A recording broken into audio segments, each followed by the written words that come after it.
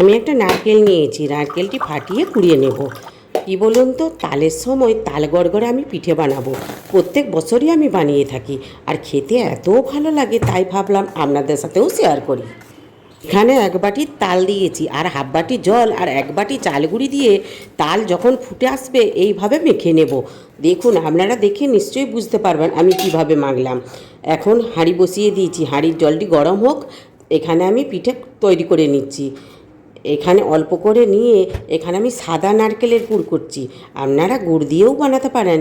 যেহেতু আমি তালের সাথে চিনি দিয়েছি, এর সাথে সাদা নারকেল পুর দিয়েই কিন্তু পিঠাটা খেতে খুব ভালো লাগে। এত সুন্দর একটা সেন্ট ছাড়ে, মানে একবার বানালে আপনাদেরকে বারবার বানাতেই মন চাইবে। এখন আমার দেখুন এইভাবে পিঠেগুলি করে নিচ্ছি।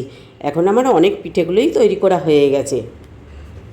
তালের তো আপনারা অনেক রকম করেই খেয়েছেন, একবার হলেও আমার মতো করে এইভাবে পুরপিঠে বানিয়ে খেয়ে দেখবেন। সত্যিই খেতে অসাধারণ লাগে। এখন আমি একটা ছেনাযুক্ত পাত্র নিয়েছি, ওতে অল্প তেল বুলিয়ে দিয়েছি। তেল বুলিয়ে এইভাবে দিয়ে 15 মিনিট ঢাকা দিয়ে রেখে দিলেই পিঠেটি সিদ্ধ হয়ে যাবে। আর দেখুন, এখানে আমি অনেকটাই তালমারি মেরেছিলাম, তাই একটু গরম করেও রেখে দিচ্ছি। এখন আমার পিঠেগুলি সিদ্ধ হয়ে গেছে। পিঠের রেসিপিটি ভালো লাগলে একটা লাইক করার অনুরোধ রইল। প্লিজ সাবস্ক্রাইব করবেন, আর বন্ধুবান্ধবদের সাথে শেয়ারও করবেন। আপনারা ভালো থাকবেন। এবার আসি।